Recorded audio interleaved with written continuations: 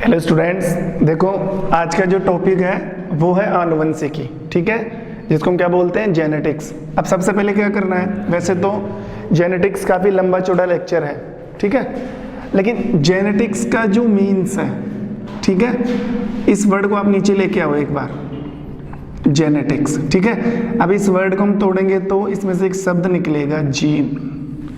Gene एक Greek language से लिया गया वर्ड है और जेनेटिक्स का बेसिकली जो मतलब होता है, सब बातें छोड़कर हम एक ही चीज निकाले तो जेनेटिक्स का सीधा सा मतलब है जीन की स्टडी करना, जीन की स्टडी करना, ठीक है। मतलब आप सब लोगों ने जेनेटिक्स का नाम सुना है, जेनेटिक्स का सीधा सा मतलब है जीन की स्टडी करना।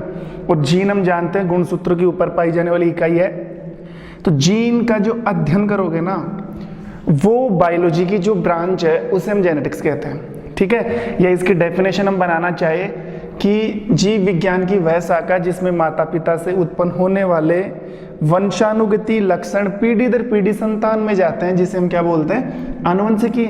और शॉर्ट में इसको क्या बोल सकते हैं, जीन की स्टडी। और जीन की स्टडी क्या कहलाती है, जेनेटिक्स। तो इसे बोलते हैं जेनेटिक्स या आनुवंशिकी। अब सबसे पहले इसकी हिस्ट्री की बात करें कि जेनेटिक्स की खोज किसने की। जेनेटिक्स की जो खोज की तो एक ही नाम हमारे माइंड में आता है कि जेनेटिक्स की अगर खोजकर्ता की बात करें, जेनेटिक्स के खोजकर्ता, तो वो है Gregor John Mendel. Gregor John Mendel, ठीक है। अब ग्रेगर जॉन ऑफ मेंडल क्या है, ठीक है, फादर ऑफ जेनेटिक्स। इसे क्या बोलते हैं, जेनेटिक्स का जनक। कौन है, ग्रेगर जॉन मेंडल। अब जो जेनेटिक्स वर्ड दिया, जो जेनेटिक्स शब्द दिया, वो मेंडल ने नहीं दिया। जेनेटिक्स शब्द दिया था 1905 में किसने, बैटसन ने। किसने दिया, बैटसन ने। अब एक और क्वेश्चन यहां से बनता है आपके लिए कि आधुनिक आनुवंशिकता का खोजकर्ता कौन है। आधुनिक आनुवंशिकता या आधुनिक आनुवंशिकी का खोज करता है, ठीक है, तो वो भी कौन है, बैटसन। अब देखो 3 क्वेश्चन बन रहे हैं यहां से। पहला क्वेश्चन कि आनुवंशिकी का जन्मदाता, क्या आनुवंशिकी का जो जनक है, जो जेनेटिक्स का फादर है, who is father of genetics, that is called Gregor John Mendel. ये शब्द किसने दिया, बैटसन ने, ठीक है। और आधुनिक आनुवंशिकता, जो आज की आनुवंशिकता है, जो मॉडर्न जेनेटिक्स है, तो मॉडर्न जेनेटिक्स किसने दी है, बैटसन ने। ये तो था इसका मतलब। अगर अब हम बात करें जेनेटिक्स की ब्रांच की, कि देखो जेनेटिक्स की कितनी ब्रांच होती है, देखो, ठीक है। तो जेनेटिक्स को हमने 3 पार्ट में डिवाइड कर दिया। सबसे पहले हेरिडिटी, नंबर 2 वेरिएशन, ठीक है, और नंबर 3 एवोल्यूशन, ठीक है। तो जेनेटिक्स है जो आनुवंशिक है, उसको कितने पार्ट में डिवाइड किया, 3। हेरिडिटी, जिसको हम बोल सकते हैं आनुवंशिकता, आनुवंशिकता। वेरिएशन का मतलब विभिन्नता, ठीक है, और एवोल्यूशन का मतलब होता है जैव विकास, ठीक है। अब ये जो 3 वर्ड मैंने बोर्ड पर लिखे हैं, आनुवंशिकता, विभिन्नता और जैव विकास, इन तीनों का जो निचोड़ है, इन तीनों को अगर हम एक जगह एकजुट करें तब जाके क्या बनती है, आनुवंशिकी, ये जेनेटिक्स।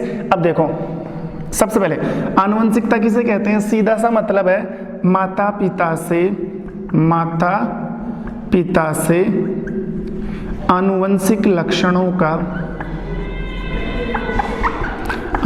लक्षणों का संतान में ट्रांसफर होना। यानी कि माता पिता से जो लक्षण होंगे, अब लक्षण बहुत सारे हैं, पूरी बॉडी के लक्षण है, जैसे माता पिता से मिलने वाली लंबाई, माता पिता से मिलने वाला कलर, ठीक है, या माता पिता से जितने भी लक्षणों के जीन हैं, तो माता पिता से बनने वाले आनुवंशिक लक्षणों का पीढ़ी दर पीढ़ी संतान में संचरण होना क्या कहलाता है, आनुवंशिकता, ठीक है। अभी आनुवंशिकता किस में जा रही है, संतान में। तो जैसे जैसे संतान में जाते जाएगी क्या पैदा हो जाएगी, विभिन्नता। देखो कैसे, एग्जाम्पल से समझते हैं। मान लो ये मदर है, ठीक है, और ये फादर है, और ये जब रिप्रोडक्शन करते हैं तो ये डॉटर पैदा हुई है, मान लो ये ऑफस्प्रिंग है, संतान है, ये फर्स्ट जनरेशन है, ये कौन सी जनरेशन हो गई? फर्स्ट। ठीक है, अब ये जब फर्स्ट जनरेशन रिप्रोडक्शन करेगी तो ये कौन सी जनरेशन आएगी? सेकंड। जब सेकंड जनरेशन रिप्रोडक्शन करेगी तो कौन सी जनरेशन आएगी? थर्ड। अब एक चीज सोचना कि जो थर्ड जनरेशन में जो ह्यूमन है, क्या वो फर्स्ट जनरेशन में मेल फीमेल के इक्वल है क्या? नहीं, बहुत सारे गुणों में क्या आ चुका है? अंतर आ चुका है। यानी कि यहाँ पर जो पहली पीढ़ी है और यहाँ पर पैदा होने वाली कौन सी पीढ़ी है? तीसरी। इन दोनों के गुणों में बहुत ज्यादा क्या हो चुका है? अंतर। और अंतर इसलिए हुआ कि जब माता पिता रिप्रोडक्शन करते हैं तो एक विभाजन चलता है, अर्धसूत्री विभाजन। कौन सा विभाजन? अर्धसूत्री। अर्धसूत्री विभाजन में एक फेज चलती है जिसमें जीन का आदान प्रदान होता है। मतलब जब रिप्रोडक्शन होगा ना, जब म्यूसिस डिवीजन होता है तो जीनों की अदला बदली हो जाती है। किसके अंदर? संतान के अंदर। अब अदला बदली कैसे? जीन की संख्या ज्यादा जा सकती है, जीन का क्रम बदल सकता है, जीन की व्यवस्था बदल सकती है, जीन का अरेंजमेंट बदल सकता है। अब जीन की संख्या में अदला बदली होगी, व्यवस्था में अदला बदली होगी, तो उसको या उसका जो फैक्ट नजर आएगा वो किस में आएगा? फर्स्ट जनरेशन में। अब फर्स्ट जनरेशन जब रिप्रोडक्शन करेगी तो भी जीन का क्या होगा? आदान प्रदान। उसका असर किस पर नजर आएगा? सेकंड पर। फिर किस पर आएगा? थर्ड पर। तो आप देखो जीनों में क्या होता जा रहा है? अंतर। ठीक है, और जो तीसरी जनरेशन बनी वो बहुत ज्यादा डिफरेंट हो चुकी है। किससे? जो फर्स्ट जनरेशन के पेरेंट्स थे। तो बताओ धीरे धीरे क्या आ चुकी है? वेरिएशन। और जब धीरे धीरे वेरिएशन आएगी तो देखते ही एक दिन क्या बन जाएगी? नई जाति बन जाएगी। ठीक है, और नई जाति का मतलब होता है जैव विकास। ठीक है, आनुवंशिकता का मतलब आनुवंशिक लक्षणों का माता पिता संतान में जाना। जैसे जैसे लक्षण ट्रांसफर होते जाएंगे वेरिएशन आती जाएगी और एक दिन धीरे धीरे ये वेरिएशन इतनी बढ़ जाएगी कि नई जाति का क्या हो जाएगा? निर्माण हो जाएगा। तो इन तीनों को मिलाकर हेरिडिटी, वेरिएशन, एवोल्यूशन, तीनों को मिलाकर हम क्या बोलते हैं? आनुवंशिकी या जेनेटिक्स। और ये था आनुवंशिकी का बेसिक मतलब। ठीक है, इससे पहले वाले वीडियो में हमने आनुवंशिकी के बारे में जाना है। अब जो आगे का टॉपिक है वो कौन सा टॉपिक है? मेंडलवाद। ठीक है, मेंडलिज्म। मेंडलवाद का मतलब हमने कुछ बातें की थी अभी कि who is the father of genetics. फिर आप लोगों ने बताया कि ग्रेगर जॉन मेंडल। ठीक है, तो मेंडलवाद का मतलब यही है कि मेंडल का जीवन परिचय, मेंडल का जीवन परिचय। और उस मेंडल के जीवन परिचय को हम किस में पढ़ते हैं? मेंडलवाद में। छोटा सा टॉपिक है, अब पूरा करते हैं। देखो सबसे पहले जो आनुवंशिकता का जनक है वो कौन है? Gregor John Mendel. Gregor John Mendel. ठीक है, मेंडल का जन्म कब हुआ? 22 जुलाई 1822। 22 जुलाई 1822 याद भी हो जाएगा क्योंकि जो सन है और जो डेट है वो सेम है, 22 जुलाई 1822। ठीक है, कहाँ पर हुआ? जो जन्म स्थान है वो है ऑस्ट्रिया देश में। किसमें? ऑस्ट्रिया। ठीक है, अब ऑस्ट्रिया में एक शहर का नाम है जिसका नाम है ब्रून, और उस ब्रून शहर में एक प्रांत है हेजेनड्राफ। प्रांत का नाम क्या है? हेजेनड्राफ। उस हेजेनड्राफ के सिलिसियन गांव में, हेजेनड्राफ के सिलिसियन गांव में मेंडल का जन्म हुआ। देखो आनुवंशिकता का जनक ग्रेगर जॉन मेंडल, जन्म 22 जुलाई 1822। कहाँ पर? ऑस्ट्रिया के ब्रून शहर के हेजेनड्राफ प्रांत के सिलिसियन गांव में मेंडल का जन्म हुआ। ठीक है, इसके बाद 1842 में मेंडल ने एक उपाधि प्राप्त की, यानी कि एक डिग्री प्राप्त की। ठीक है, दर्शन शास्त्र की डिग्री। कौन सी डिग्री? दर्शन शास्त्र। सन 1842 में दर्शन शास्त्र की डिग्री ली। फिलोसॉफी सब्जेक्ट चलता है आगे जाके। ठीक है, उसके बाद में 1843 में मेंडल को ब्रून शहर की चर्च में क्या बनाया? पादरी बना दिया। ठीक है, 1842 में दर्शन शास्त्र की डिग्री ली, 1843 के अंदर ब्रून शहर की चर्च में क्या बनाया? पादरी बना दिया। ठीक है, हाँ अब देखो इसी चर्च में रहते हुए मेंडल ने 1856 से लेकर 1863 यानी कि इन 7 ईयर के अंदर आनुवंशिकता के नियमों का अध्ययन किया। आनुवंशिकता के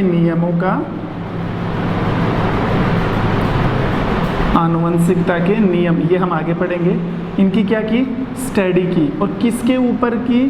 पी प्लांट, मटर के ऊपर, पी प्लांट। इसी चर्च के अंदर एक गार्डन था जिसमें उसने कुछ मटर के पौधे लगा रखे थे। उन मटर के पौधों पर उसने स्टडी की, किसकी? जेनेटिक्स की। ठीक है, और इसमें टाइमिंग कितना लगा? 7 साल, 1856 से लेकर 1863 तक। इसके जस्ट बाद में 1865 के अंदर Brunn society natural of history, Brunn society natural of history, ठीक है, 1865 में Brunn society natural of history, ये वहाँ की कमेटी थी जिसका अध्यक्ष बनाया गया किसको? मेंडल को। ठीक है, फिर 1866 के अंदर वहाँ का ब्रून शहर के अंदर वहाँ का जो शोध पत्र चलता था, वहाँ का शोध पत्र, उस शोध पत्र में मेंडल ने अपने आनुवंशिकता के नियमों का संस्करण छपवा दिया, जो उनकी 7 साल की मेहनत थी 1866 के अंदर। तब जाके 1866 में दुनिया के सामने आई जेनेटिक्स, और पहुंचाने वाले कौन थे? Gregor John Mendel. At finally 1884 के अंदर 6 जनवरी 1884 को मेंडल की क्या हो गई? डेथ। ये लो, ये एक छोटा सा टॉपिक था मेंडलवाद जो हमने पढ़ा। वापस एक बार शॉर्ट में रिवाइज करता हूँ। आनुवंशिकता का जनक ग्रेगर जॉन मेंडल, जन्म स्थान ऑस्ट्रिया का ब्रून शहर हेजेनड्राफ्ट प्रांत के सिलिसियन गांव में। डेट क्या है? 22 जुलाई 1822 में दर्शन शास्त्र की डिग्री। 1843 के ब्रून शहर की चर्च में क्या बना? पादरी।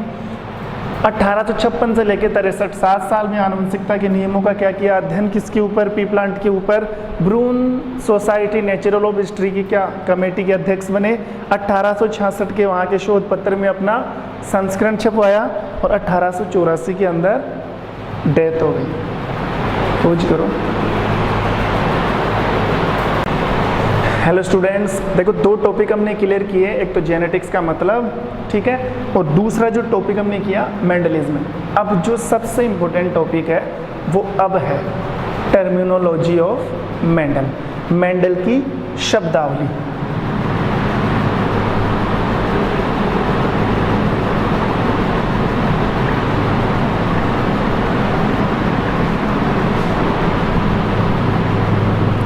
टर्मिनोलॉजी ऑफ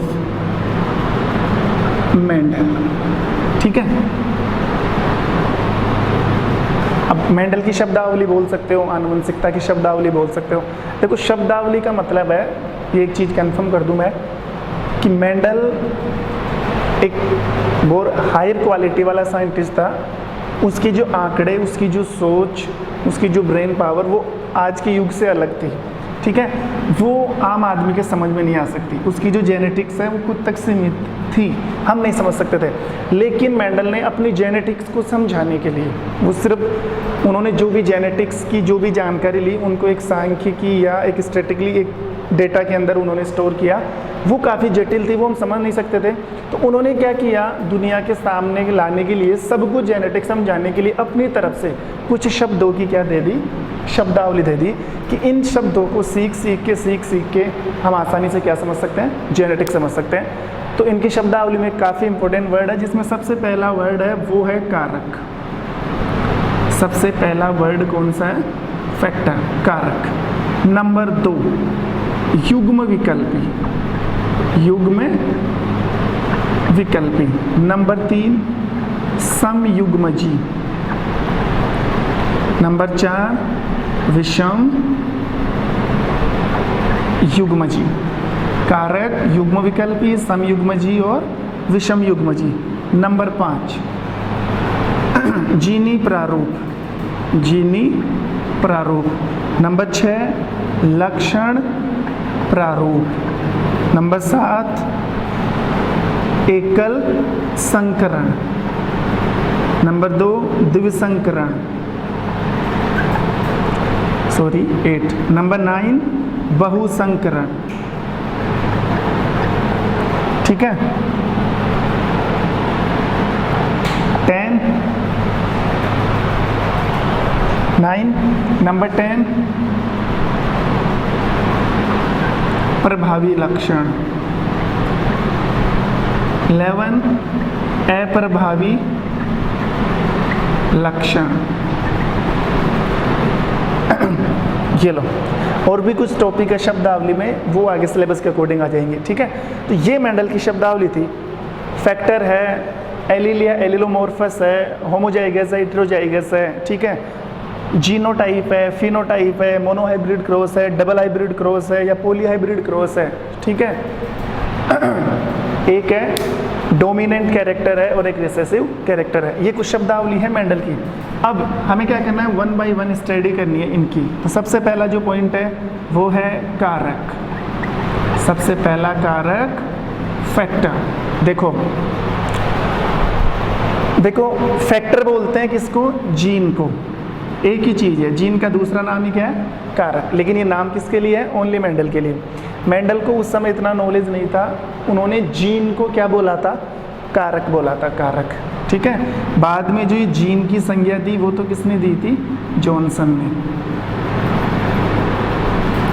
जीन नाम तो दूसरे साइंटिस्ट ने दिया था जिसका नाम क्या था, जॉनसन। इसी जीन को मेंडल किस नाम से जानता था, कारक। और आप जानते हो जीन एक लक्षण को नियंत्रित करता है। सजीव के अंदर जीन एक लक्षण को क्या करता है, नियंत्रित करता है, कंट्रोल करता है। लक्षण को मतलब जैसे हमें लेंथ मिलती है तो लंबाई का लक्षण, लंबाई कौन दे रहा है, लंबाई वाला जीन दे रहा है। बॉडी को, स्किन को कलर कौन दे रहा है, कलर वाला जीन दे रहा है। ठीक है।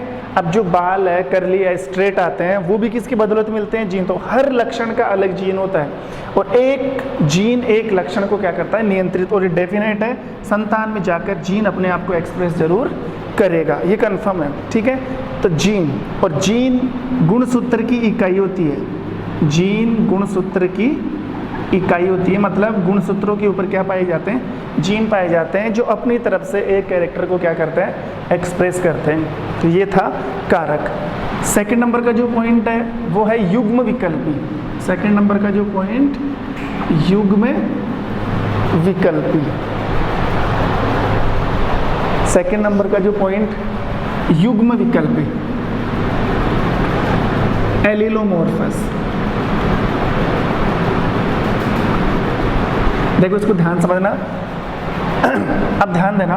देखो युग्म विकल्पी किसे कहते हैं, युग्म का मतलब क्या होता है, जोड़ा, पेयर। युग्म का मतलब क्या होता है, जोड़ा। तो सीधी सी मतलब है कि एक जीन हमेशा अकेला नहीं रहता, जीन जोड़ों में रहता है। जीन जोड़ों के अंदर होता है। जो जीन है वो कभी भी अकेला नहीं रहेगा, जीन अपने जोड़ीदार के साथ रहता है, जीन जोड़ा बना के रहता है, जिसे हम क्या बोलते हैं, युग्म विकल्पी। मतलब इसकी डेफिनेशन हो गई कि एक लक्षण को नियंत्रित करने वाले जीन के दो स्वरूप, एक जीन के दो विपर्यासी स्वरूप को क्या बोलते हैं, युग्म बोलते हैं। एक जीन के दो विपर्यासी स्वरूप को क्या बोलते हैं, युग्म विकल्पी। मतलब जीन हमेशा जोड़ में रहेगा। जैसे मैं बात करूँ, ये क्रोमोजोम है, ऐसे हमारी बॉडी में क्या पाए जाते हैं, गुणसूत्र पाए जाते हैं। तो एक जीन यहाँ पर और एक जीन यहाँ पर, एक जीन यहाँ पर, एक जीन यहाँ पर, एक जीन यहाँ पर, एक जीन यहाँ पर, एक जीन यहाँ पर, एक जीन यहाँ पर। तो देखो ये जीन का क्या बन चुका है, जोड़ा। ये भी जीन का क्या बन चुका है, जोड़ा। ये भी जीन का क्या बन चुका है, जोड़ा। ये भी जीन का क्या बन चुका है, जोड़ा। तो इस गुणसूत्र के ऊपर कितने युग्म विकल्पी हो गए, 4। एक जीन के कितने जोड़े हो चुके हैं, 4। तो जीन हमेशा जोड़ों में रहते हैं और एक जीन के दो रूप, सीधी सी मतलब है, एक जीन के दो स्वरूपों को क्या बोलते हैं हम, युग्म विकल्पी बोलते हैं। देखो ये युग्म विकल्पी है। जैसे मान लो ये रंग का जीन है, ये लंबाई का जीन है, ठीक है। ये मान लो बालों का जीन है। अब ये भी रंग वाला, ये भी रंग वाला, अगर आप इसको इसके साथ कनेक्ट करते हो इसको, तो ये गलत है फिर, ये एलिल नहीं है, ठीक है। इसको हम डोंट कॉल एलिल, इसको हम एलिल नहीं बोल सकते। ये तो फिर क्या अलग अलग जीन हो गए ना, ये तो कलर का जीन, ये लंबाई का जीन, ठीक है। एक जीन के दो रूप। अब लक्षण अगर लंबाई वाला है, सॉरी लक्षण अगर कलर वाला है तो जीन भी किसके होने चाहिए, कलर के। लंबाई वाला है तो जीन भी किसके होने चाहिए, लंबाई के। तो सीधा सा मतलब है किसी लक्षण को नियंत्रित करने वाले एक जीन के दो विपर्यासी स्वरूपों को क्या बोला जाता है, युग्म विकल्पी। और जीन हमेशा जोड़ों के अंदर पाए जाते हैं। एक जीन के दो स्वरूप, एक जीन के दो स्वरूप। अब देखो यहीं से तीसरा चौथा पॉइंट निकलेगा, अगर किसी जीन के दोनों स्वरूप समान हो, अगर किसी जीन के दोनों स्वरूप समान हो तो समयुग्मजी, और अगर किसी जीन के दोनों स्वरूप असमान हो, ठीक है, तो विषम युग्मजी। देखो नंबर 3 समयुग्मजी, होमोजाइगस। एक लक्षण को नियंत्रित करने वाले जीन के दो विपर्यासी स्वरूप अगर एक समान हो, दोनों स्वरूप अगर एक समान हो, तो ऐसा युग्म विकल्पी कैसा विकल्पी होता है, समयुग्मजी। जैसे T, capital T, capital T, जैसे कैपिटल टी और स्मॉल टी, ये भी बड़ा, sorry small T, small T. देखो दोनों कैपिटल कैपिटल है, तो एक जीन के दोनों स्वरूप कैसे हैं, फिर आपको सर दोनों कैपिटल लेटर के अंदर है, तो दोनों एक जैसे हैं। कैपिटल टी का मतलब होता है टोल, टोल का मतलब लंबा। ये वाला लक्षण कौन सा है, लंबाई का। और इसके दोनों जीन एक जैसे हैं, दोनों कैपिटल कैपिटल है, तो एक जीन के दोनों रूप एक जैसे हैं ना, तो ये कौन सा विकल्प हो गया, समयुग्मजी। अब यहाँ पर भी देखो ये भी स्मॉल, ये भी स्मॉल, तो एक जीन के दोनों स्वरूप एक जैसे, स्मॉल स्मॉल, तो ये भी कैसा हो गया, समयुग्मजी। और अगर दोनों अलग अलग हो उसे हम बोलते हैं विषम युग्मजी। एक जैसे मान लो एक कैपिटल टी एक स्मॉल टी है, ठीक है। तो अब देखो इस जीन के दोनों विकल्प है, एक कैपिटल है एक स्मॉल है, तो एक जीन के दोनों स्वरूप कैसे हो गए, अलग अलग है, तो ये कैसा हुआ, विषम युग्मजी। तो ये मतलब था युग्म विकल्पी का, जो दो पार्ट में डिवाइड होता है, समयुग्मजी और विषम युग्मजी, ठीक है। हो